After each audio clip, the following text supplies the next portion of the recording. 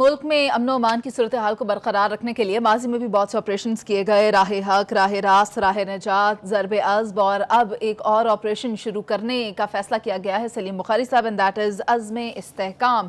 مجھے یہ بتائیں کہ اس کے مقاصد بھی کیا وہی ہیں جو اس سے پہلے والے جو آپریشنز ہیں ان کے مقاصد رہے؟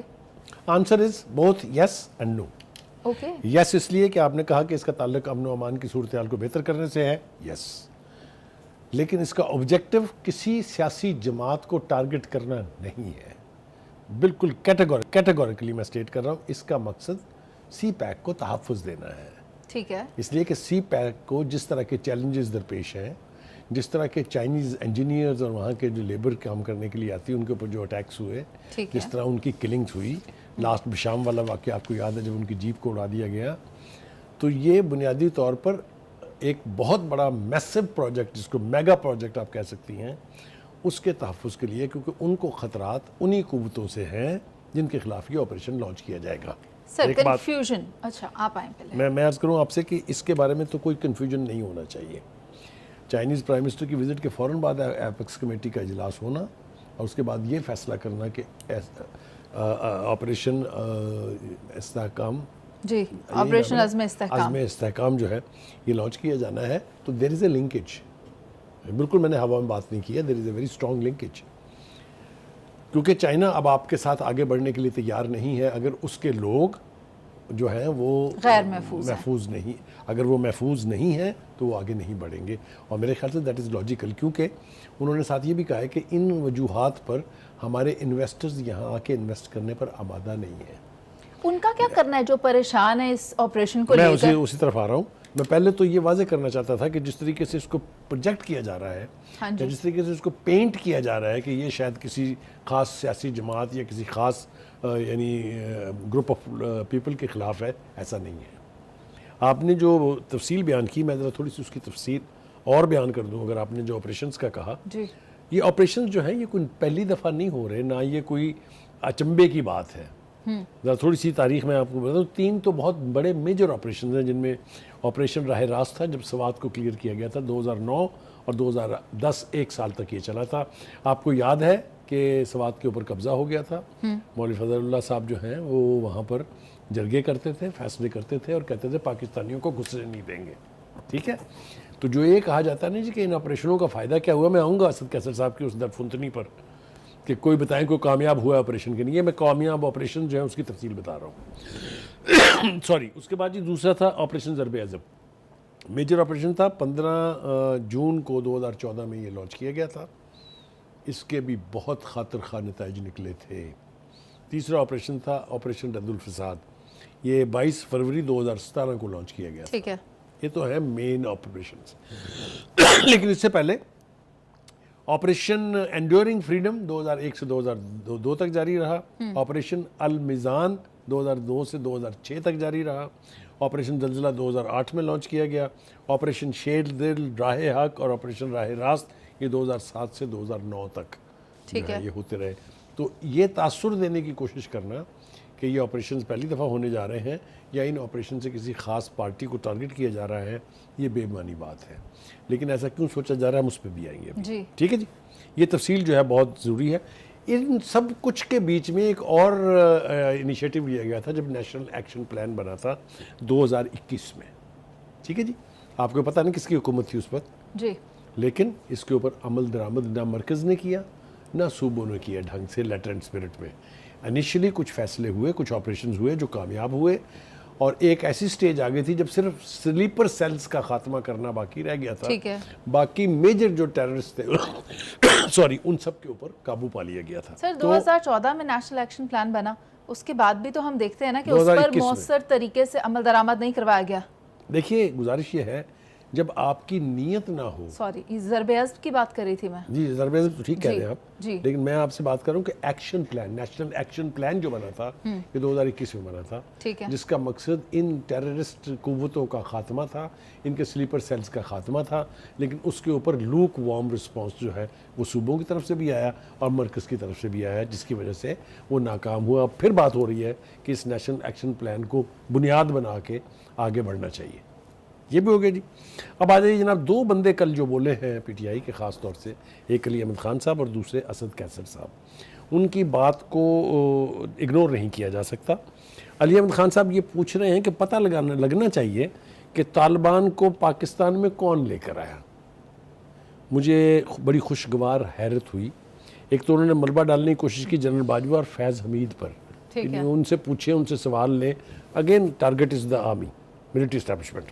لیکن ذرا مجھے آپ یہ بتائیے کہ کس کی سفارش کے اوپر 482 کے قریب سزا یافتہ لوگوں کو جیل سے رہائی ملی تھی پریزیڈنشل پارڈن کے تحت؟ کون تھا وزیر اعظم؟ صدر تھے علوی صاحب, یہ میں بتا دیتا ہوں آپ کو, ٹھیک ہے. اس کے بعد جیل بریک ہوئی یا کروائی گئی ڈی آئی خان, جس میں سے 175 سر یادیں بڑی سخت ہیں. جنرل ضیاء کو کیسے بھولیں گے؟ جنرل ضیاء کہاں سے آگے اس میں, وہ موجد کسی اور چیز کے تھے. وہ تو یہ کلاشنکوف اور دہشت گردی کا ایلیمنٹ لے کے آئے نا جی یہاں. یقینی طور پر ان کی بھی جان نہیں چھوٹ سکتی, لیکن ہم تو بڑی ریسنٹ ہسٹری کی بات کر رہے ہیں. پھر جناب یہ کس نے کہا تھا کہ جی طالبان کے دفاتر کھلنے چاہیے پاکستان کے شہروں میں, اور یہ کس نے کہا تھا کہ جی طالبان کے ساتھ بہت ظلم ہوا ہے؟ یاد ہے نا آپ کو؟ تو اس لیے علی احمد خان صاحب کی عقل پر مجھے حیرت ہے کہ وہ ہم سے یا قوم سے سوال پوچھ رہے ہیں. قومی اسمبلی کے فلور پہ کھڑے ہو کے انہوں نے کہا پتہ لگائیں جی, ٹارگٹ ان کا فوج ہے, ملٹری اسٹیبلشمنٹ ہے. لیکن یہ بھی حقائق ہیں جو میں نے آپ کو بتائے ہیں. آگے آئیے جناب, اسد کیسر صاحب یہ فرماتے ہیں کہ جناب آج تک کون سا ملٹری آپریشن کامیاب ہوا ہے. تو ہم اس کی تفصیل پہلے آلریڈی بیان کر چکے ہیں, اس لیے اس کو دہرانے کی جو ہے وہ ضرورت نہیں ہے. اگر ان آپریشن کے بعد فالو اپ ایکشن صوبوں نے اور مرکز نے ٹھیک کیا ہوتا تو آج ہم اس جگہ نہیں کھڑے ہوتے جہاں ہم کھڑے ہیں. آگے جناب مجھے یہ بتائیے کہ دنیا کی کس پارلیمنٹ میں یہ ہوتا ہے کہ آپ امن و امان کو یقینی بنانے کے لیے, آپ دہشت گردوں کو روٹ آؤٹ کرنے کے لیے کوئی فیصلہ کریں تو اس کی سیاسی جماعتیں مخالفت کریں؟ حیرت کی بات ہے نا, حیرت کی بات بھی ہے اور تشویش کی بات, اے این پی بھی ہے. لیکن خان صاحب کو کے تو دلائل مختلف ہیں, لیکن اے این پی اور پیپلز پارٹی جی جب یہ آپریشنز ہوئے تھے تو آپ کو یاد ہوگا کہ اے این پی کی قیادت کے اوپر کتنے اٹیکس ہوئے تھے اور کتنے لوگ مارے گئے تھے. اس کے باوجود اب نفی کر رہے ہیں. ٹھیک ہے, میں نے کہا نا وہ ڈرتے ہیں کہ آپریشن ہوگا تو ہم پھر ٹارگٹ ہوں گے. صحیح, کے پی کے ہے نا جی, ڈونٹ فرگیٹ.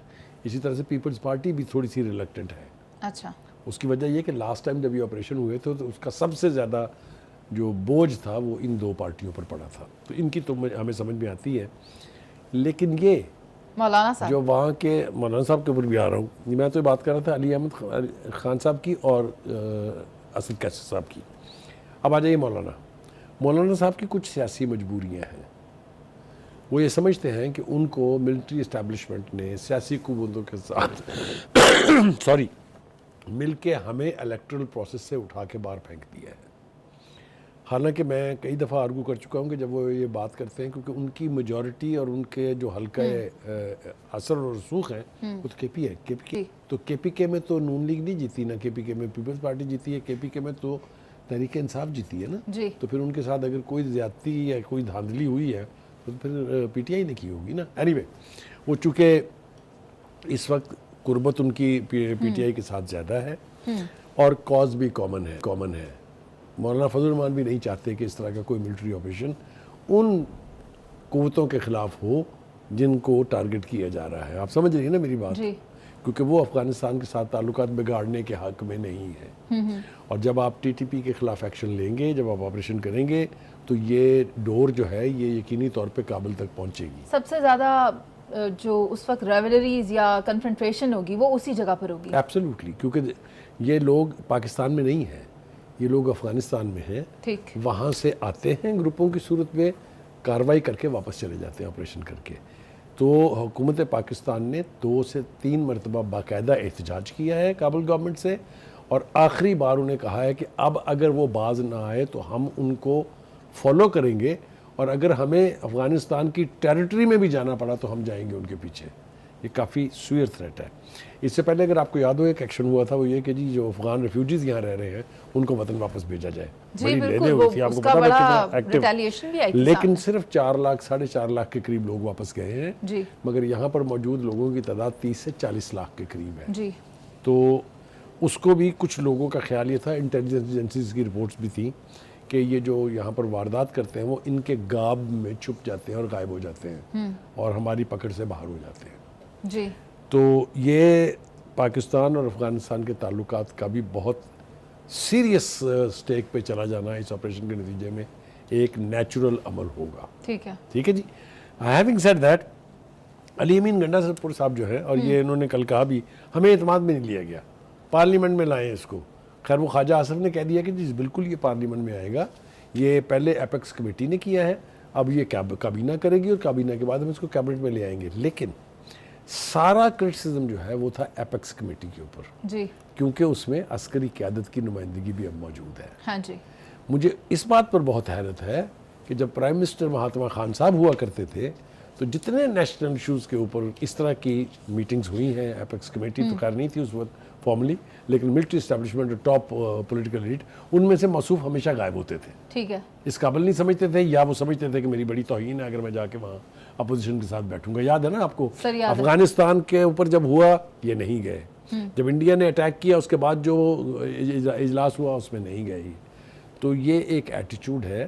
لیکن اس ایپیکس کمیٹی میں کل علی امین گنڈا پور جو چیف منسٹر ہوتے ہیں اور پی ٹی آئی کے ہوتے ہیں وہ موجود تھے. اچھا. اور ان کی موجودگی جو ہے اس کا مطلب یہ ہے کہ جو گفتگو بھی وہاں ہوئی اور جو فیصلہ بھی وہاں ہوا, he was part and parcel of it. اب وہ باہر نکل کے کہہ رہے ہیں ڈر سے مہاتما خان کے کہ جی وہ ذکر تو ہوا تھا آپریشن عزم استحکام کا, لیکن کوئی فارمل پرپوزل تو نہیں تھی, کوئی پلان تو نہیں تھا.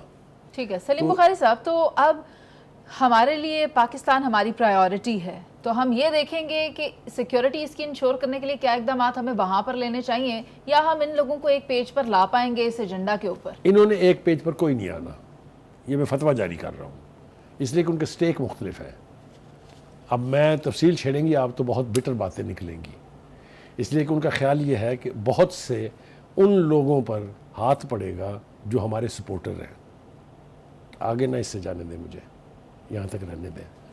ٹھیک ہو بخاری صاحب, لیکن اب بات یہیں پر آ کر ختم ہوتی ہے کہ یہ ہو کر رہنا ہے. اس سے یہ ہمارے سی پیک کی سیکیورٹی ہے. آپ پیچھے گئے تو سی پیک گیا. یہ ہمارے سی پیک کی سیکیورٹی ہے, ہمارے ملک کی سیکیورٹی ہے. یوٹیوب پر گوگلی نیوز دیکھنے کے لیے youtube.com کی سرچ بار میں googly news T V type کریں. گوگلی نیوز کے پیج پر سرخ رنگ کے سبسکرپشن والے بٹن پر کلک کرنا نہ بھولیے. یوٹیوب پیج پر اپلوڈ ہونے والی ویڈیوز سے باخبر رہنے کے لیے بیل آئیکن پر کلک کیجیے. آپ کو ہر نئی ویڈیو کے بارے میں نوٹیفیکیشن موصول ہو جائے گا.